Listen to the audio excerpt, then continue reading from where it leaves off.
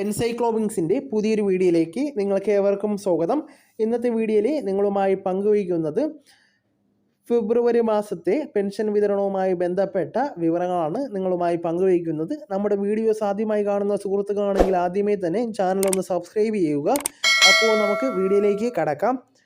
ഫെബ്രുവരി മാസത്തെ സാമൂഹ്യക്ഷേമ പെൻഷൻ വിതരണം തുടരുകയാണ്. വിവിധ ദിവസങ്ങളിലായിട്ട് പെൻഷൻ വിതരണം നടന്നു വരികയാണ്. മാർച്ച് 6 മുമ്പ് പെൻഷൻ വിതരണം പൂർത്തീകരിക്കണമെന്നാണ് നിലവിലെ ഉത്തരവ് പ്രകാരം ഉള്ളത്. അതേസമയം പെൻഷൻ വാങ്ങുന്നവരുടെ അർഹതാ മാനദണ്ഡങ്ങൾ പരിശോധിക്കുന്നതിന് വിവിധ പഞ്ചായത്തുകൾ മാർച്ച് 3 തിങ്കളാഴ്ച മുതൽ പരിശോധനകൾ ആരംഭിക്കുന്നതാണ്. എല്ലാ മാസവും 1 മുതൽ 20 വരെ മസ്റ്ററിംഗ് ചെയ്യാത്ത ആളുകൾക്ക് അക്ഷയ കേന്ദ്രങ്ങൾ വഴി പെൻഷൻ മസ്റ്ററിംഗ് ചെയ്യുവാനുള്ള അവസരവുമുണ്ട്. മസ്റ്ററിംഗ് ചെയ്യാൻ പറഞ്ഞ സമയത്ത് മസ്റ്ററിംഗ് ചെയ്യാത്തത് മൂലം ഇപ്പം ക്ഷേമ പെൻഷൻ ലഭിക്കാത്തവർക്ക് ക്ഷേമ പെൻഷൻ ലഭിക്കുന്നതിനുള്ള നടപടിക്രമങ്ങൾ നടന്നു വരികയാണ്. ഫെബ്രുവരി 3 മുതൽ അക്ഷയ കേന്ദ്രങ്ങളിലെത്തി മസ്റ്ററിംഗ് നടപടികൾ പൂർത്തീകരിക്കാവുന്നതാണ്. മസ്റ്ററിംഗ് പൂർത്തീകരിക്കുന്ന മുറയ്ക്ക് തൊട്ടടുത്ത മാസം മുതൽ പെൻഷൻ ആരംഭിക്കുന്നതാണ്. അതുവരെയുള്ള പെൻഷൻ മുടങ്ങുന്ന അവസ്ഥയാണ് ഇപ്പോൾ നിലവിലുള്ളത്. കേന്ദ്രവിഹിതം 300, 200, 500 രൂപ ഇതുവരെ വിതരണം ചെയ്ത് തുടങ്ങിയിട്ടില്ല. അതിൻ്റെ വിതരണം തൊട്ടടുത്ത ദിവസങ്ങളിൽ ഉണ്ടാകുമെന്നാണ് പ്രതീക്ഷിക്കുന്നത്. കഴിഞ്ഞ മാസങ്ങളിൽ പഞ്ചായത്തിൽ രേഖ നൽകിയിട്ടുള്ള ആളുകൾക്ക് ഈ മാസം കേന്ദ്രവിഹിതം വിതരണം ചെയ്യുമ്പോൾ ആ തുക ലഭിക്കുന്നതാണ്. 5 തരത്തിലുള്ള അർഹതാ മാനദണ്ഡങ്ങൾ പരിശോധിച്ച് അനർഹരാണ് എന്ന് കണ്ടെത്തിയാൽ പെൻഷൻ പട്ടികയിൽ നിന്നും ഒഴിവാക്കുന്ന നടപടിയും ഉണ്ടായിരിക്കുന്നതാണ്. മസ്റ്ററിങ്ങിന് പുറമെ വരുമാന സർട്ടിഫിക്കറ്റ് സമർപ്പിക്കുന്നതിന് വേണ്ടിയുള്ള അറിയിപ്പും ഉടൻ എത്തുന്നതാണ്. അതോടൊപ്പം തന്നെ വിധവ, അവിവാഹിത പെൻഷൻ വാങ്ങുന്നവരോട് വിവാഹിതയല്ല, പുനർവിവാഹിതയായില്ല എന്ന സർട്ടിഫിക്കറ്റ് സമർപ്പിക്കാൻ പറഞ്ഞിട്ടുള്ള പഞ്ചായത്തുകളിൽ അത് നൽകാൻ വേണ്ടി ശ്രദ്ധിക്കേണ്ടതാണ്.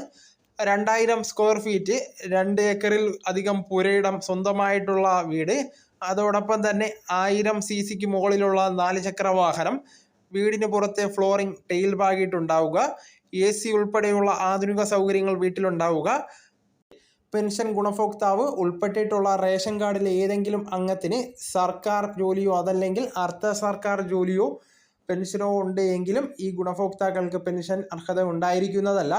ഇതൊക്കെ പരിശോധിക്കുന്നതിന് വേണ്ടിയായിരിക്കും തദ്ദേശ സ്ഥാപനങ്ങൾ കേന്ദ്രീകരിച്ചിട്ടുള്ള ഓഡിറ്റിംഗ് നടത്തുന്നത്. അതോടൊപ്പം തന്നെ ബാങ്ക് അക്കൗണ്ടുകളിലേക്ക് പെൻഷൻ ഇനിയും എത്താത്ത ആളുകൾക്ക് സേവനയിൽ ഒന്ന് പരിശോധിച്ച് പെൻഷൻ സ്റ്റാറ്റസ് ചെക്ക് ചെയ്യുന്നതിന് അവസരമുണ്ട്. മാർച്ച് മാസം 1600 ഒരു മാസത്തെ പെൻഷൻ തന്നെയാണ് ലഭിക്കുന്നത് എന്ന് ഉറപ്പുവരുത്തേണ്ടതാണ്. അതിൻ്റെ അറിയിപ്പ് 20 ശേഷം ഉണ്ടായിരിക്കുന്നതാണ്. അതേസമയം ഏപ്രിൽ മാസത്തിൽ അധിക തുക ലഭിക്കുന്നതാണ്. 3 മാസത്തെ കുടിശ്ശികയാണ് ഇനി നൽകാനുള്ളത്.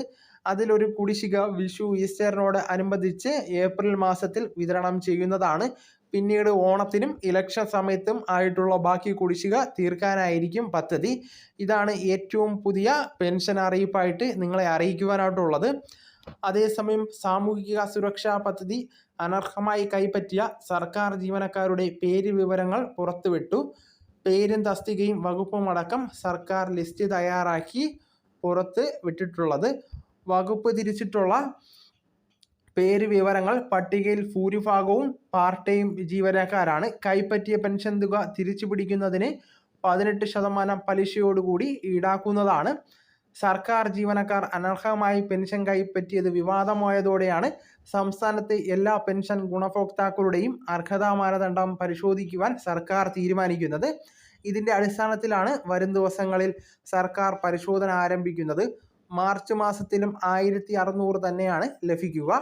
ഏപ്രിൽ മാസത്തിൽ 3200 2 മാസത്തെ പെൻഷൻ ഒരു കുടിശ്ശികയും അതോടൊപ്പം ചേർത്ത് ലഭിക്കുന്നതാണ്. ഇതാണ് പെൻഷൻ വിതരണവുമായി ബന്ധപ്പെട്ട് ഇപ്പോഴുള്ള ഏറ്റവും പുതിയ അറിയിപ്പെന്ന് പറയുന്നത്. അപ്പോൾ ഈ പറഞ്ഞ കാര്യങ്ങൾ കൃത്യമായിട്ട് മനസ്സിലാക്കി നിങ്ങളെല്ലാവരും പെൻഷൻ ലഭിക്കുവാൻ ശ്രമിക്കേണ്ടതാണ്. അപ്പോൾ ഈ വിവരം നിങ്ങളുടെ സുഹൃത്തുക്കളിലേക്കും മറ്റു ഗ്രൂപ്പുകളിലേക്കും നിങ്ങൾ ഷെയർ ചെയ്ത് കൊടുക്കുക. നമുക്ക് തുടർന്നും വിജ്ഞാനപരമായ മറ്റു വീഡിയോസും ആനുകാലിക വിവരങ്ങളുമായി വീണ്ടും കാണാം. അതുവരെ ഗുഡ് ബൈ.